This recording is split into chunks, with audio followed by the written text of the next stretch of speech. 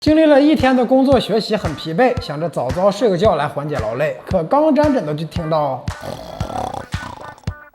室友的鼾声如雷，巨龙咆哮般无法入睡，夜不能寐，暗自流泪，让人崩溃。那我们要如何降低室友的分贝？打呼噜到底是不是威胁生命的原罪？今天咱们聊有关睡眠呼吸暂停的问题。以下为本期目录。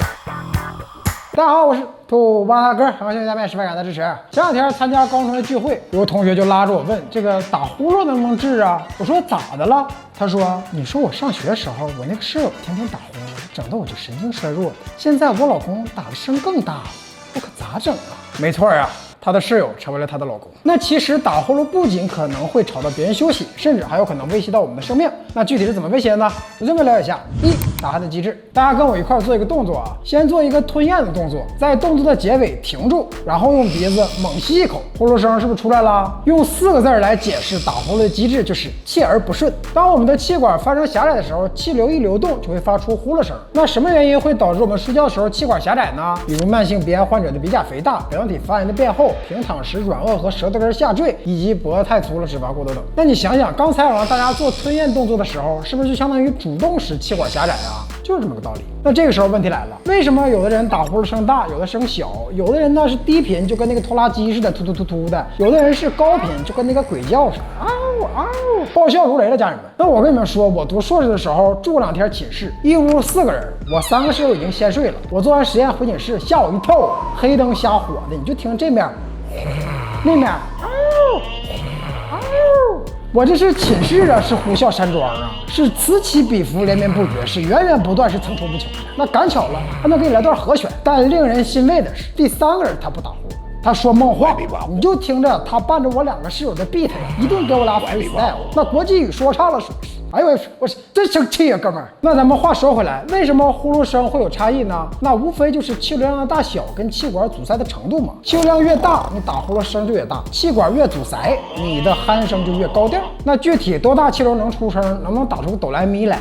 那这部分就属于流体力学和气动声学的事儿了，那就超出我的业务范围了，属实。但如果说你的室友打呼噜打着打着没声了，然后又开始打，经常会有这么个循环，那就要考虑我们下面要讲的2、呼吸暂停综合征。刚才咱们说音调变高了，是因为气管受到了严重阻塞，那就是格局小了。那要是打着没声了呢？那要不然就是格局打开了，那要不然就是格局闭死。当我们一宿多次出现气管的格局小到气流量低于20%或格局封闭持续10秒钟，就要考虑是不是阻塞型呼吸暂停综合征的问题了。那我再给大家听一下这个模拟的鼾声。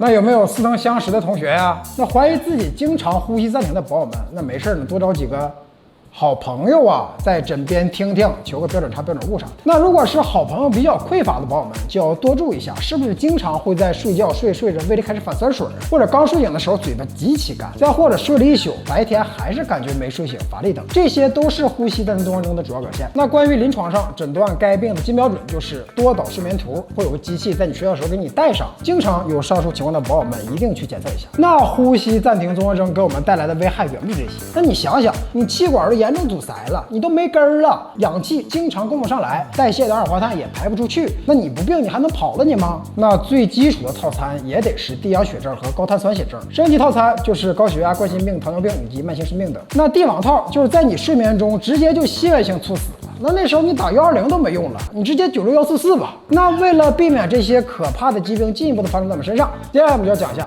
3、打鼾的治疗。A、一般治疗。虽然说咱们大部分小人还没有达到上述的呼吸暂停综合征呢，但我认为即使是良性打鼾，它也是阻塞了气管了，那能不阻肯定更好啊。我们可以在平时生活中对其进行一定的改善。首先，睡觉的时候尽量保持侧位，因为阻塞气管大部分原因是由于平躺时重力的作用，那让你那个软腭、小石头塌陷导致的。其次，戒烟戒酒，由于抽烟的时候经常会容易引起嗓子发炎、水肿等问题，那不就给你本来不宽裕的气管更添堵了吗？那关于戒酒，我自己就有这个话语权。我平时睡觉就群众们反馈呀，呼噜声不太大，可但凡我一喝了酒，尤其是那个进口的，那完了，那就跟开飞机似的。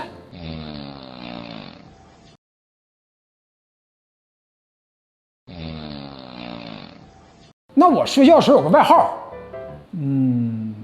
中国机长。那这个机制就是酒精容易使肌肉松弛，更容易塌陷，阻塞气管。然后就是减肥，大家看一些胖宝们呢，是不是打呼噜的几率更高？可能是脂肪分配不均匀，比如正好堆积在颈部了，那不就给你气管挤窄了吗？还有个关键点就是脂肪要是都堆积在了胸部，那就不是打不打呼噜问题了，就直接压缩肺部的容量，就更容易导致呼吸暂停。B. 止鼾产品。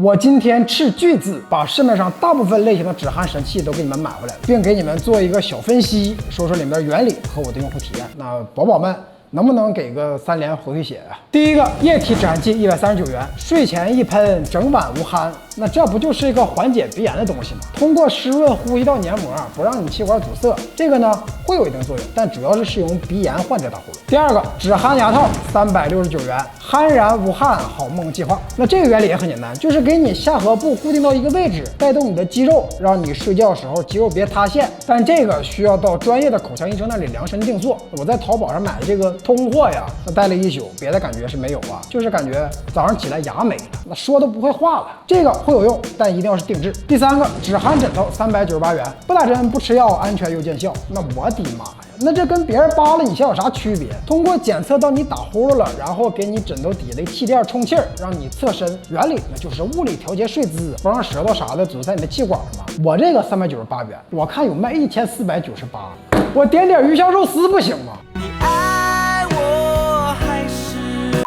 第四个呼噜圈499元，黑科技止鼾熟睡一整晚。哎呀我的妈，快拉倒吧！这个原理就是你打呼噜了，完了它电你一下，那我一开始没整好，那劲儿调大了，睡正香呢，滋一下，我人儿都麻了。那如果要是调好了呢，那就是你在半梦半醒间调整一下姿势，肌肉呢也跟着动了，气管就可能不堵得那么死了。那后面这位更是重量级啊！第五个披荆斩棘的哥哥胡海泉同款迷你呼吸机6980元，听到了吗，宝宝们？